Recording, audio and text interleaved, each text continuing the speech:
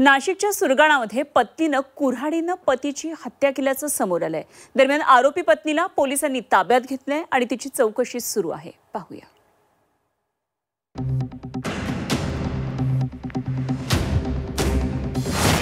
नाशकात कुऱ्हाडीनं वार करत पत्नीकडून पतीची हत्या।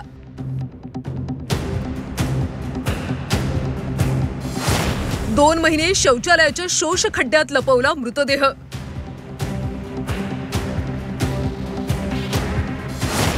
हत्येच्या घटनेनं नाशिक जिल्हा हादरला। नाशकात एक धक्कादायक घटना घडली।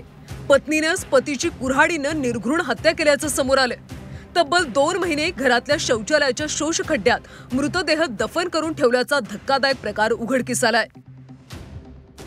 नाशिक जिल्ह्यातल्या सुरगाणा तालुक्यातल्या खुंटविहीर जवळच्या मालगोंदा गावातली ही घटना आहे। यशवंत मोहन ठाकरे अशा घटनेत मृत्युमुखी पडलेल्या व्यक्तीचं नाव आहे।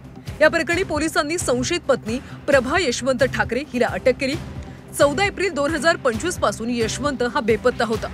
2 महिने उलटून सुद्धा यशवंत घरी न आल्यामुळे त्याच्या आई वडिलांनी सुनेला यशवंत बाबत विचारलं, मात्र सुनेनं उडवाउडवीची माहिती दिल्यानं यशवंतच्या आई वडिलांनी पोलिसात तक्रार केली। तसंच यशवंतच्या भावाची बायको भेटायला आली असता तिला घरात काही संशयास्पद वस्तू आढळल्या। यानंतर तिने हा प्रकार पतीला सांगितल्यानंतर ही घटना उघडकीस आली। पोलिसांनी शोध घेतल्यानंतर घरातल्या शोष खड्ड्यात यशवंतचा मृतदेह आढळला।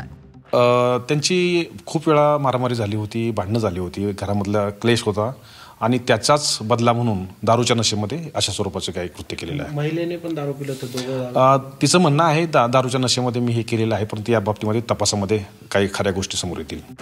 दरम्यान पती यशवंतची हत्या पत्नी प्रभानं का केली याचं कारण अजून समोर आलं नाही। पोलिसांकडून आरोपी पत्नीची चौकशी सुरू असून यानंतरच हत्येचं खरं कारण समोर येणार आहे। सोनमने आपल्या पती राजाची केलेली हत्या आणि आता नाशिक जिल्ह्यातल्या सुरगाण्यामध्ये प्रभावतीनं यशवंतची केलेली हत्या, खरं तर अगदी ग्रामीण भागापासून तर उच्चभ्रू शहरी परिसरापर्यंत पतीकडून पतीची हत्या करण्याचं लोण वाढताना दिसतंय। नाशिकच्या या घटनेमागे आता नेमकं दडलंय काय हे नाशिकचे ग्रामीण पोलीस तपास करतायत। पूर्ण तपास झाल्यावर खरी माहिती समोर येईल आणि नक्कीच हत्येचं कारणही समोर येईल। व्हिडिओ जर्नलिस्ट बबनसह योगेश खरे, झी मीडिया, नाशिक।